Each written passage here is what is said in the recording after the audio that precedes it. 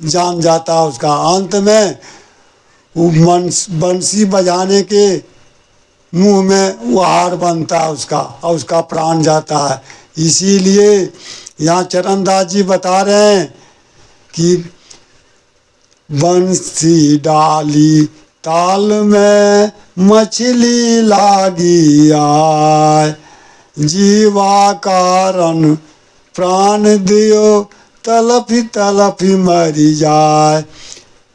बुद्धि बल सत्य शील सब मीना, बंसी समत्रिय लकहि प्रवीणा। पुरुष के जो है बल बुद्धि सत्य और शील, ये चार मछली हुआ, स्त्री बंसी हुआ। इसीलिए कामनी कंचन का त्याग अनिवार्य है। नारद जी से भगवान विष्णु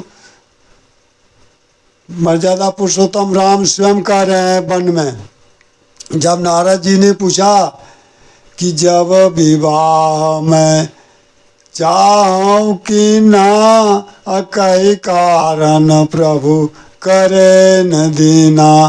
नारद मोह प्रसंग में जब भगवान नारद विवाह करना चाहा तो प्रभु क्यों नहीं करने दिए, भगवान से प्रश्न कर रहे हैं। तब भगवान राम जवाब देते हैं नारद जी को कि देखो नारद, मैं शादी किया, सीता हरण हो चुका है, फिर दर दर मैं उसके वियोग में भटक रहा हूँ। इसीलिए ये तुमको निवारण कर दिया। ये स्त्री जो है दुख का खान है। भगवान कह रहे हैं अब गुण मूल हरिओम दर्शन, अब गुण मूल शूल प्रदा प्रमदा सब दुख खान, अताते कीन निवारिना मुनिमय यस जिय जान। ये स्त्री जो है अब गुण मूल और दुख की खान है, इसलिए तुम्हें इससे निवारण कर दिया, मुनि ही रहने दिया, तुमको शादी नहीं करने दिया। मैंने शादी किया तो देख रहे हो आज स्त्री के वियोग में जंगल जंगल भटक रहा हूँ। और लास्ट में कहते हैं सठ विकार के बारे में समझा रहे हैं नारद जी से, क्या करें। सठ विकार जित अनघय कामा, अचल किंचिन सुचि सुख धामा, अमित बोध अनिहमित जोगी, असत्य सार कवि को विद जोगी। सठ विकार, ये सठ विकार को जीतो। ये 6 विकार जब तक रहेगा तब तक सुख शांति मिलने को न है। सठ विकार जीत अनग कामा, अनग जो पाप रहित हो, काम काम रहित हो, सूची पवित्र हो। सठ विकार जीत अनग काम, अचल हो किंचिन, अचल स्थिर हो जिसका मन डिगे नहीं, और कामनी कंचन का त्याग करे। इसीलिए तुमको शादी नहीं करने दिया, मुनि बना के रखा। सठ विकार जित अनग कामा, अचल किंचिन सुचि सकदामा, अमित बोध अनिहमित भोगी, सत्य सार कवि कोविद जोगी। इसीलिए कहा गया है जीवा इंद्री नीर की नव की इंद्री कान, नासा इंद्री धरन की कर विचार पहचान। त्वचा इंद्री वायु की, पावक इंद्री नैन, इनके साधे इसको साधे साधु जो, तब सुख पावे चैन। इसको जो साध ले तभी सुख शांति प्राप्त होगा। इसीलिए विषय त्याग अनिवार्य है। जब तक विषय त्याग नहीं होगा तब तक सही ज्ञान प्राप्त होने का संभव नहीं, न सनातन परम धाम प्राप्त हो सकता है। इसीलिए गोस्वामी जी ने लिखे हैं यही तन कर फल विषय न भाई, स्वर्गं स्वल्प अंत दुखदाई।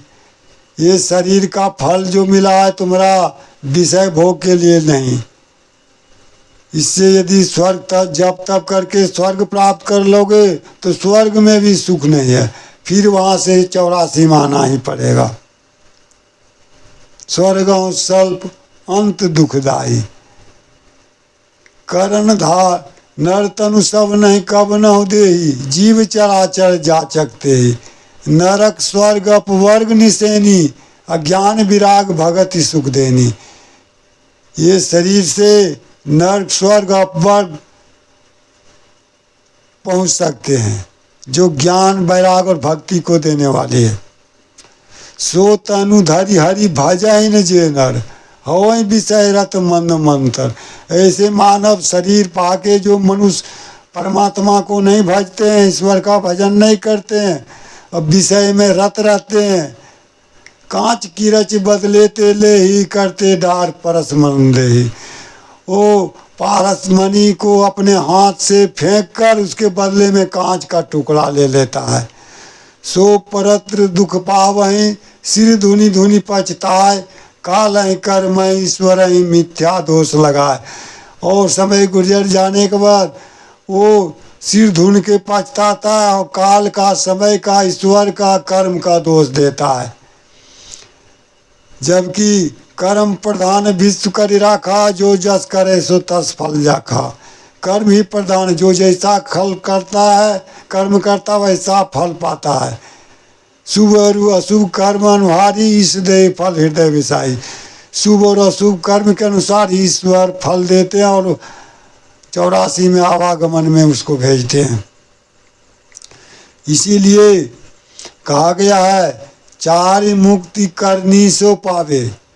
आप करनी अच्छे करेंगे तो 4 मुक्ति पा सकते हैं, अर्थात सनातन धर्म प्राप्त कर सकते हैं। अब मन करनी से ज्ञान जगावे, मन के करनी से ही ज्ञान प्राप्त हो सकता है।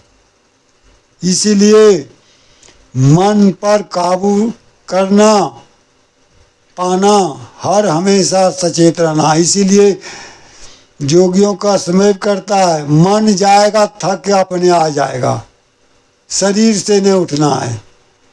इसीलिए जोगियों का कर्तव्य है अभ्यासियों के लिए स्वांग तमाशे बागन जइए, आसन ऊपर बैठे रहिए। स्वांग तपासे और बाग बगीचा भी जाने का चीज़ नहीं है, आसन ऊपर हमेशा बैठे रहना चाहिए जब तक कि उसका सही लक्ष्य। मन जाए थक के अपने आ जाएगा, हर हमेशा सावधान रहना चाहिए।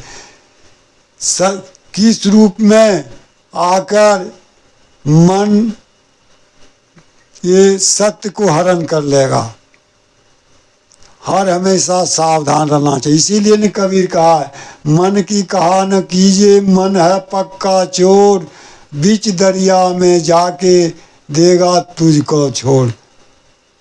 ये मन भूत समान है, दौड़े दांत पसार, बांस गाड़ चढ़े उतरे सब बल जावे हार। ये मन भूत के समान है, क्षण में आकाश पाताल का दौड़ लगा लेता है। इसीलिए बांस गाड़ के चढ़ और उतरो तो मन अपने थक जाएगा, चंचलता खो देगा। जब विषय से विमुख होगा, जो आत्मा में मन को धरोगे तो अपने लवलीन हो जाएगा, शांत हो जाएगा। हरि ओम तत्सत। अब मैं अपनी वाणी को अंत में विराम देता हूँ। अगले दिन कुछ बहुत नए अच्छे अच्छे प्रसंग सुनाऊंगा। हरि ओम तत्सत।